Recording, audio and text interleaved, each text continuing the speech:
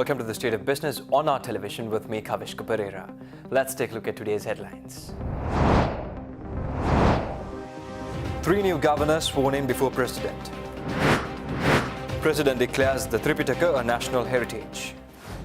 News in detail. New governors for the northern, Sabaragamuwa and Uva provinces were sworn in before President Maithripala Sirisena today at the Presidential Secretariat. Accordingly, Dr. Suren Raghavan was sworn in as the governor of the Northern Province, Dr. Dhamma Disanayake was sworn in as the governor of the Sabaragamuwa Province, and R. Kirti Tennakon took oaths as the governor of the Uva Province. Secretary to the President, Mr. Udayara Senimiratna, was also present on this occasion. President Maithripala Sirisena states that since the Tripitaka has been declared a national heritage, he will work towards declaring it a world heritage. The national ceremony to officially proclaim the sacred Tripitaka as a national heritage was held at the Mathale Aluvihara temple with the blessings of the Mahasangha and under the patronage of President on Saturday. Addressing the celebration, the President further stated that this will prevent the Tripitaka from distorted interpretations and will provide legal protection.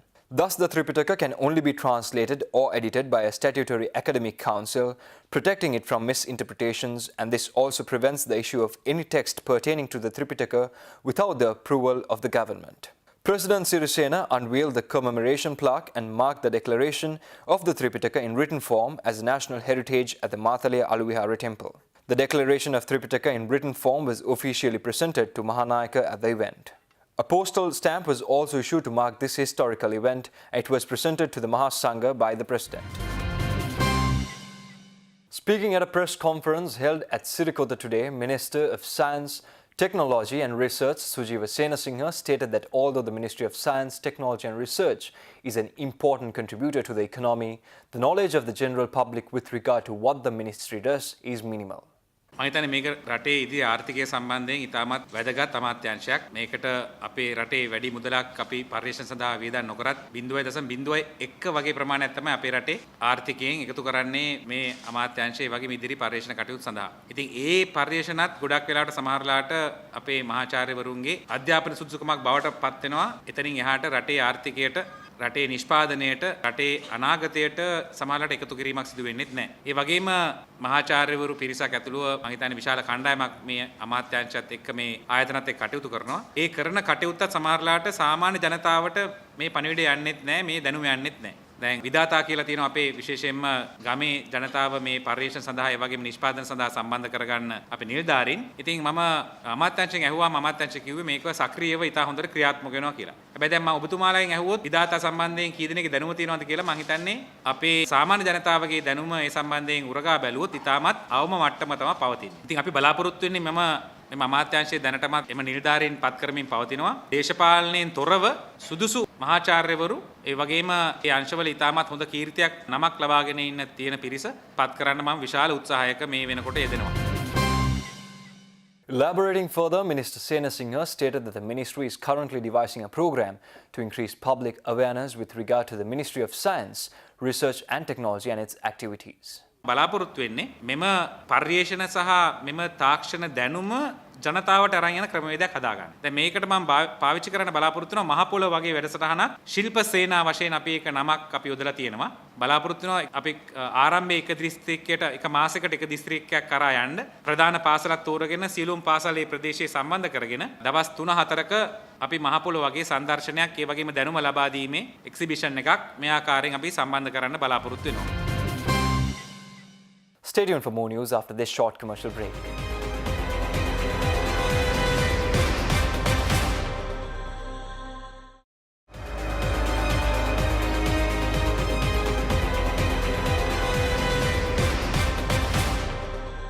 Welcome back.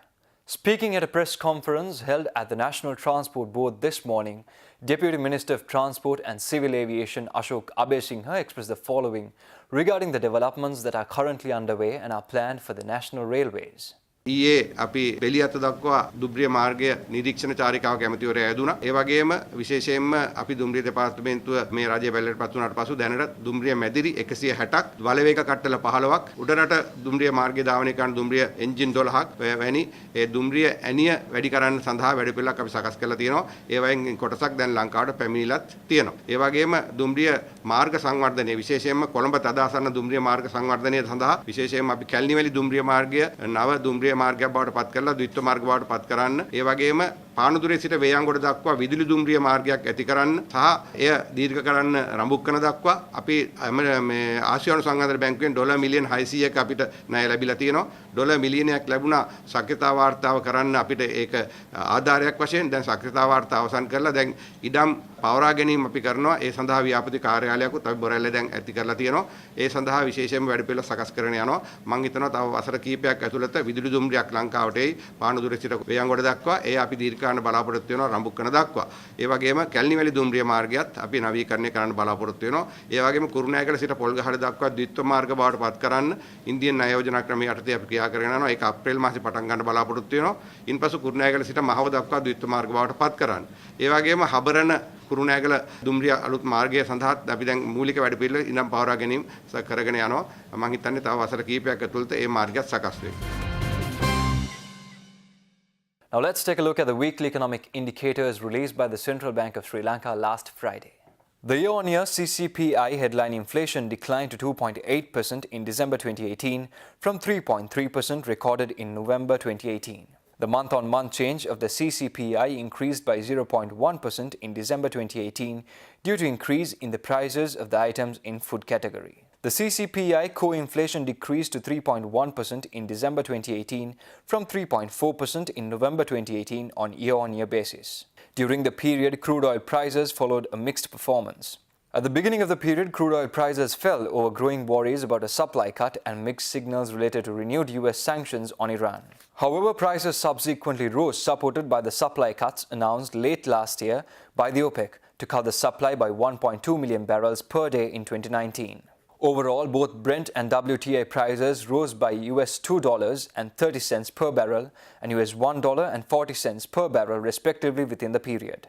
Weekly average prime lending rate for the week ending 28th December 2018 decreased by 17 BPS to 11.92% compared to the previous week. The reserve money decreased compared to the previous week mainly due to decrease in currency in circulation and deposits held by the commercial banks.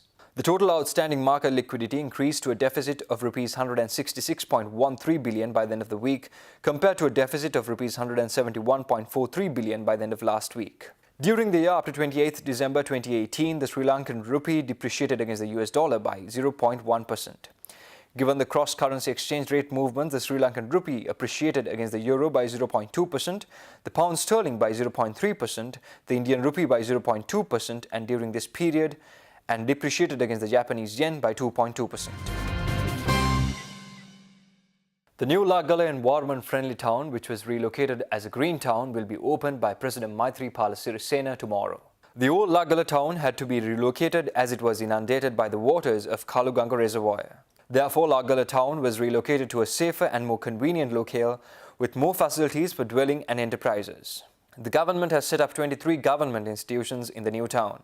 While the construction of most of these institutions has been completed, the rest will be completed by tomorrow. Accordingly, the Divisional Secretariat Office, Pradesh Sabha Building, Hospital Complex, Bus Station, Police Station, School, Health Services Center, Teacher Training Center, Post Office, Public Fair, Public Playground, Veterinary Office, a Govijana Mandira, and many other government institutions will function from next week. Over 3,000 families which lost their homes due to the Kaluganga project have been relocated in the new Lagala Green Town and its suburbs. Stay tuned for stock updates after this short commercial break.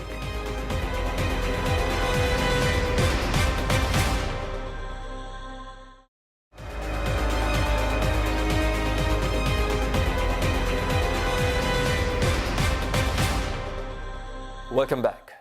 Trading at the Colombo Stock Exchange ended on a negative note today. The all-share price index dropped 44.67 points to close at 6,022.99 and the S&P SL 20 dropped 35.55 points to close at 3,070.20. The turnover was 405 million rupees and 7.3 million shares were traded.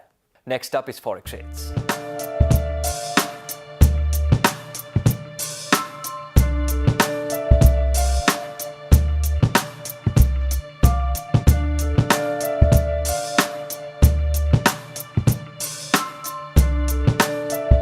Well, that's all the news we have for today. Join us tomorrow at the same time for more of the very latest.